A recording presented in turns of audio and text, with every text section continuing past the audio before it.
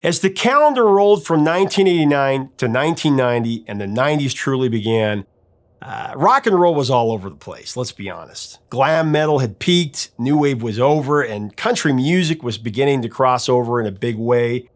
Overproduced dance music and boy bands made radio a little stale. Well, pundits always point to Nirvana having stepped up and blown everybody away a few years later, but the truth is there was a band that came in well before that and revived rock and roll. Up next, the song and album that shook radio to its very core in 1990 with an exclusive interview with the lead singer on Professor of Rock. Hey music junkies, Professor of Rock, always here to celebrate the greatest artists and the greatest songs of all time. You know, if this is Spinal Tap is your favorite rockumentary, you're gonna dig this channel. Make sure to subscribe below. It's a big red button. Click the notification button if you want to know when our new interviews come out. Also, check our Patreon for even new content, exclusive behind the scenes. A new show started this week. It's time for another edition of our series, Revelations, my favorite. This is where featured artists reveal rare stories about their biggest albums and their biggest songs, along with fascinating insight about their careers. You know, many times a certain band will come onto the scene, and the timing, their timing, couldn't be more perfect. You know, where radio had maybe become stale and predictable and everything starts sounding the same. And maybe even in your personal life, you yourself, you're going through some changes and that certain band or artist comes at the exact right time and it changes everything. That's how it was the first time that I heard the Black Crowes. It was during a time of great awkwardness in my life. I was about 13 years old. I was an outcast, about to start high school, and I was still trying to figure out who I was and if I fit in or where I fit in. But also when the Black Crowes released Shake Your Moneymaker, mainstream music was in a really strange place, radio in general. The charts were dominated by New Kids on the Block and Vanilla Ice and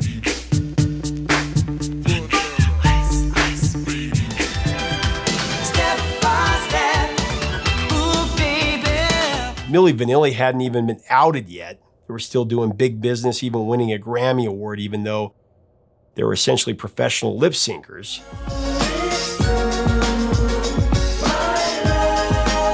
Overproduced dance music ruled the day, and with the 80s ending, the 90s were kind of having this identity crisis. It was still stuck in the 80s, but it wasn't the good 80s. It was the bad 80s. It was a strange time for sure.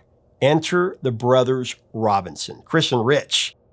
The Black Crowes' Shake Your Moneymaker was exactly what the doctor ordered. A baptism of rock and roll courtesy of the South.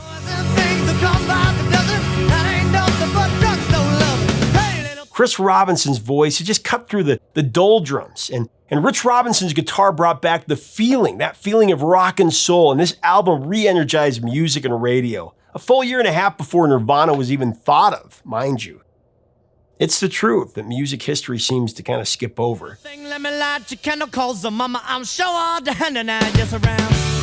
The album, and especially the first single, are just bona fide soul galvanizing and energy enriching. A rock album filled to the brim with rocket fuel that revived rock and continued to preach its promise in a real and transformational way. It was something we could frankly use right now.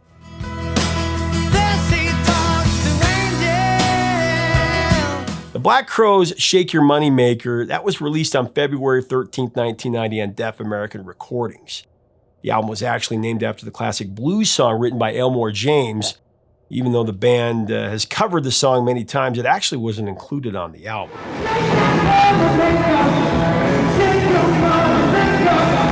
Brothers Chris and Rich Robinson had formed Mr. Crow's Garden. That was in 1984. After playing tons of shows, they were discovered in 1988 when George Drakoulias, they saw the band at a gig they did in New York City. And he signed them to the label, and it was then that they changed their name to the Black Crowes. The recording sessions for Shake Your Moneymaker, that began in the summer of 1989 in Atlanta and Los Angeles, with George Drakoulias producing the album. Jealous Again was released as the debut single. It reached number 75 on the Billboard Hot 100, and it went to number 5 on the mainstream rock charts. It made a little bit of damage there. Jealous again. But it created the friction that was needed for their breakthrough single, the Otis Redding remake, Hard to Handle, which most even to this day don't realize that it is a cover song. It was originally a B-side to Otis Redding's single Amen that came out shortly after his tragic death, 1967. Mama, I'm so hard to handle now, yes, around. Two versions of the Black Crowes song exist, the original album version and the hit single remixed with an overdubbed brass section. I like the album version. The Crowes version peaked at number 26 on the Billboard Hot 100, their highest position on the charts for any of their songs. Of course, went to number 1 on the Rock Tracks chart as well. I had a really cool conversation with Black Crowes singer Chris Robinson about this monumental album and their breakthrough single.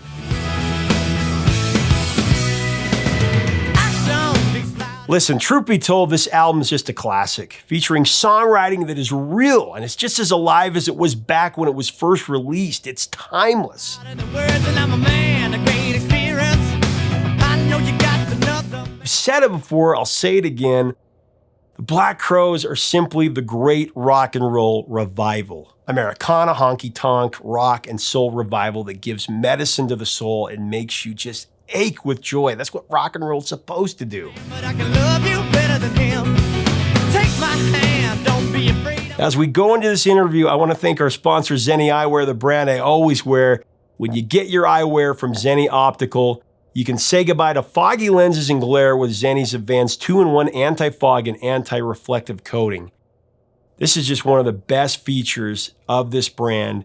You can design your own pair of Zenni glasses or sunglasses at zenni.com. Here's Chris with the story. Baby, here I am, I'm a man on the scene. Hard to Handle. I had heard Otis Redding's, of course, because I grew up, my dad showed me all of the Stax and Motown, and so I knew who Elvis Presley and Buddy Holly were before I knew who Michael Jackson was. Right.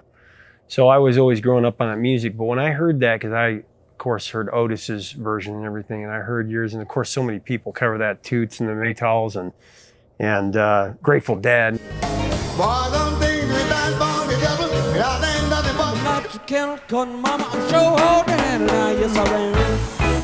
There was something about hearing that song for me at the age I was at and all the stuff that was coming out of radio. It punched me in the face. It was like, this is what rock and roll can be. Well, I mean, the reality is, I guess, the music business since, I mean, there's an argument to be made in terms of when the real corporate mindset was the takeover. Yeah. But, I mean, the hair metal and stuff, all that, that's just boy bands, but with chlamydia, really. You know what I mean? So, you know, like, it's one thing to be sleazy and rock and roll and stuff, and I get all that too, the Rolling Stones, and I love the New York Dolls and Johnny Thunders, and I love the MC5 and the Stooges and all that stuff. Yeah.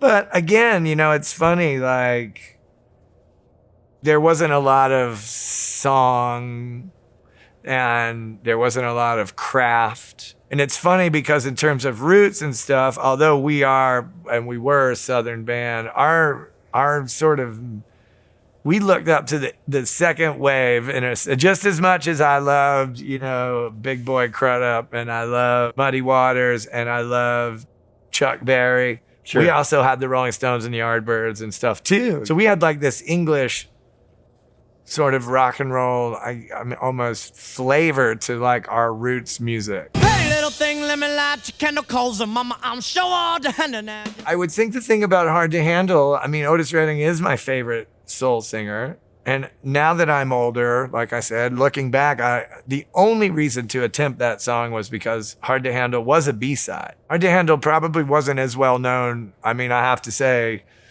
Deadheads knew it, but they didn't do it after Pigpen died. I didn't know anything about that at the time, although my life subsequently would change quite a bit with the Grateful Dead world. Most people don't know that it's a cover. Well, that was probably good at the time, although, you know, I still to this day, I mean, given any opportunity to talk about Otis Redding and his music. Pretty little thing, let me light your candle, cause mama, I'm so hard to handle now. It was a lighter song too at that age and where I was as a singer. I couldn't have, there'd be a lot of that material that I would have really been disrespectful and been uncomfortable singing. Yeah. But I felt at the time it was a light-hearted kind of song. Right. And to be honest, George Trikulius, who signed us and produced our first album, George was the one who really took that version and turned it into Walk This Way. If you A-B Hard to Handle and Walk This Way, it's like boom, cat, boom, boom, cat, baby. I mean, you can put them like this, So George was really the one who kind of put them in that kind of same thing. Backstory of I was on meet the coverage and I talked to my daddy and say, action speaks louder than words and I'm a man of great experience. Although again, Walk This Way is pretty R&B flavored. Oh yeah. The kind of jive, DMC and, you know what I'm saying? There's a backseat lover that's always undercover and I talk to my daddy say. Again, you can put these sort of things together, And how you guys... But it worked as well for the Georgia connection and... The guitars instead of the horns and the way that it changed up and the energy in it. But then a lot of things happen, like, again, I think these serendipitous sort of fortune smiles upon you, to have Chuck Leavell also as play on your first album, a guy who's living and making Georgia, where Otis Redding's from, where the Allman Brothers famously, put their world together.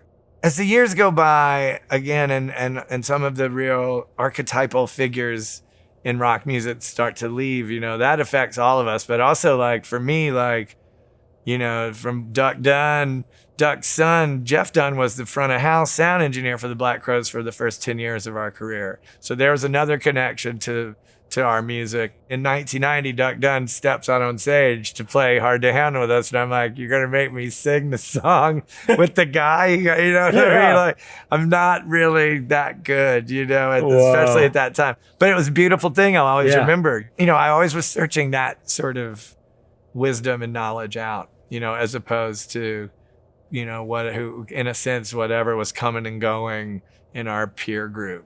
I think it's about being able to recognize, not be limited by your tradition, because you want to be able, rock and roll still is freedom, to explore all these things. The emotion isn't the time may be different. Yeah. Things may look different, but our emotions are the same, and what we want to achieve with our connections, you know what I mean, through music and what's happening with the audience and stuff. All that stuff's always been the same. So just to have the, wherewithal to recognize it and implement it when there's a purity as well that I don't think, for me personally, has ever been easy to mess with. I don't need to dilute it at all. I've never been clever enough to figure out what sort of monetary reimbursement that's supposed to represent in my life or whatever, all that stuff is cool, but music is it's a unique opportunity to see the world.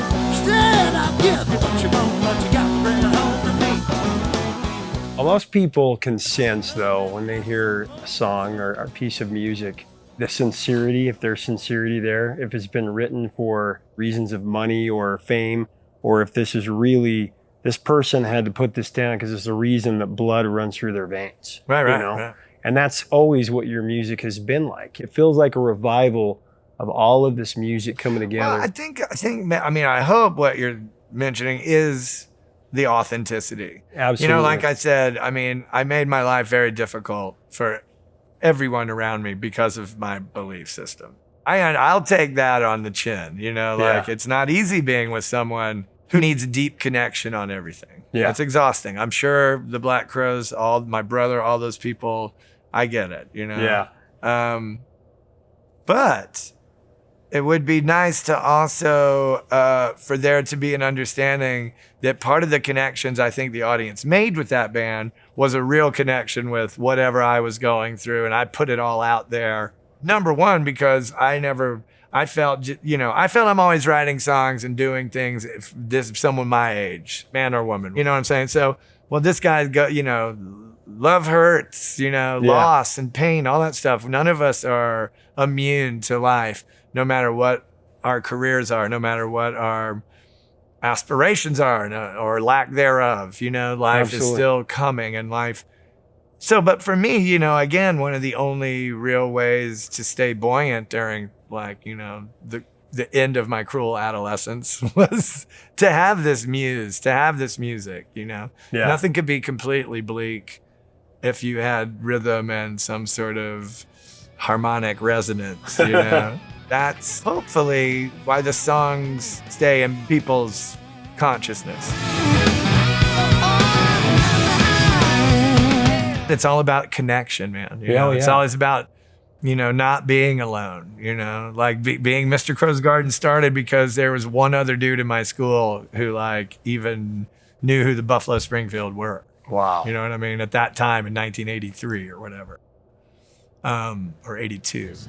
Hey, what's that sound? Everybody look what's going down. Or who the Replacements were. I can't wait. You know what I'm saying? So it's all about making connections. And it's funny because, you know, in this modern age with the internet and everyone thinks connections are so much easier, but I find it to not be the case sometimes, you know? Part of those things were always in your hometown and your scene. You know, when I look around America today and I see how on one level, I'm just talking about the infrastructure. I'm not going to get involved in it anymore, you know. But you have all these towns and all these cities and nothing's going on. There's no music venues. There's nothing this. But you have all these kids and now people are into records and you have all this stuff.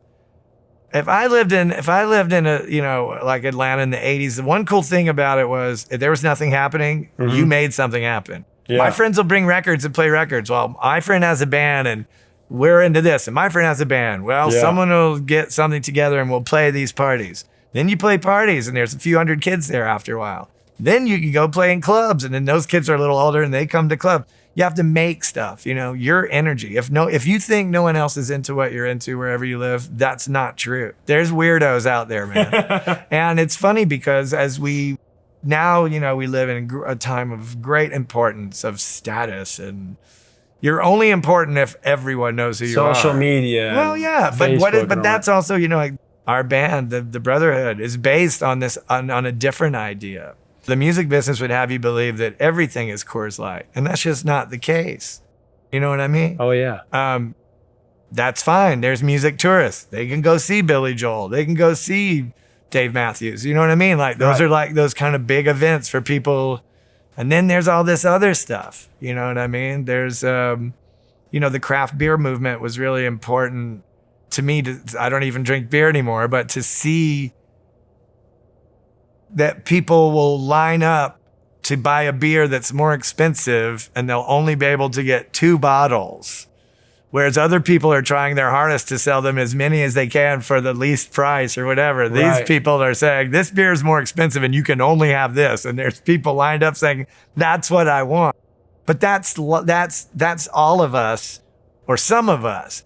Some of us, it's not acceptable to play whatever someone on a radio station says because some guy gave him some, you know, a new iPhone and took him to dinner at Nobu. Like, and now I got to listen to this music. You know, so some of us are existing in this other plane. And it's always been that way. Yeah. And there's young people and middle-aged people and middle-aged people like me. What am I? I don't know. I'm 50. What does that make me? Used to be middle-aged? Thinking about, I don't know. But you know what I'm saying? So this is always happening. It's just, you know, we live in a time where there's not a lot of it represented in, like, you know, unless occasionally someone wanders onto some freak like me talking about it. Chris Robinson's just insanely cool. Leave us a comment about this amazing album, this amazing song, this amazing band. Tell us your memories, your thoughts in the comments below. Let's have a great discussion. If you like our content, we do invite you to be a part of our community by subscribing below and to check us out on Patreon to help us keep this a daily channel and also our merch. All of this is here just to keep the music alive. Until next time, 3 chords and the truth, my friends. Talk to you soon.